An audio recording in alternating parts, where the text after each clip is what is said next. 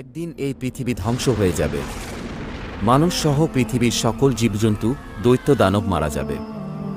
জমিন ও আসমান কম্পিত হতে থাকবে। জমিন ফেটে যাবে, বাড়িগাড়ি পাহাড় পর্বত ধ্বনিত তুলার মতো উঠতে থাকবে। অতঃপর শুরু হবে এক নতুন জীবন, সেই জীবনের নাম আখিরাত। সবাইকে এই দুনিয়ার সকল কাজকর্মের হিসাব দিতে হবে। কে যাবে জান্নাতে, কে যাবে জাহান্নামে। মহান আল্লাহ রাব্বুল আলামিন সবাইকে পুনরায় জীবিত করে হাসরের ময়দানে দাঁড় করাবেন।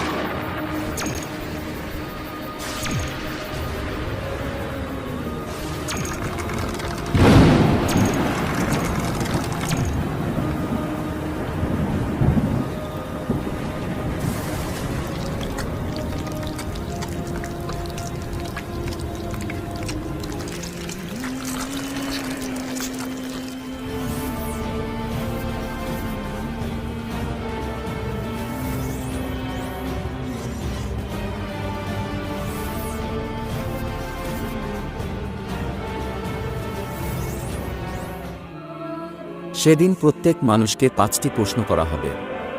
হাদিস শরীফে এসেছে, কিয়ামতের দিন কোনো আদম সন্তান 5টি প্রশ্নের উত্তর দেওয়া ছাড়া এক পাও নড়তে পারবে না।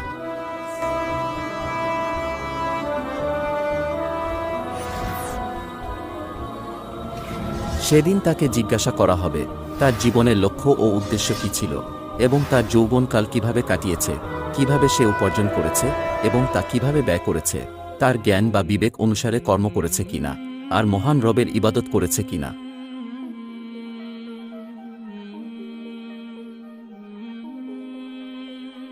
সে নিজের স্ত্রীকে আগুনে পুড়িয়ে হত্যা করেছে, অতঃপর সে জাহান্নামী।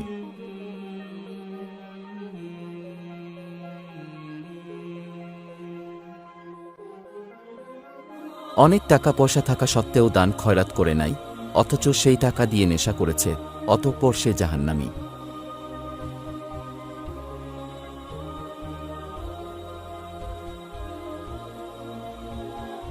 সে একটি মেয়ের সাথে জিনা করেছে এবং সে সর্বদা খারাপ কাজে লিপ্ত থাকত, অতঃপর সে জাহান্নামী।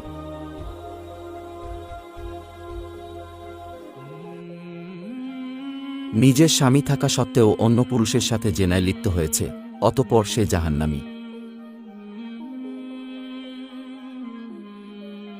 ইসলামের দৃষ্টিতে সুদ ও ঘুষ হারাম, এই হারাম কাজে লিপ্ত হওয়ায় অতঃপর সে জাহান্নামী। আল্লাহ ব্যতীত অন্যজনকে রব স্বীকার করেছে এবং মূর্তি পূজা করেছে, অতঃপর সে জাহান্নামী।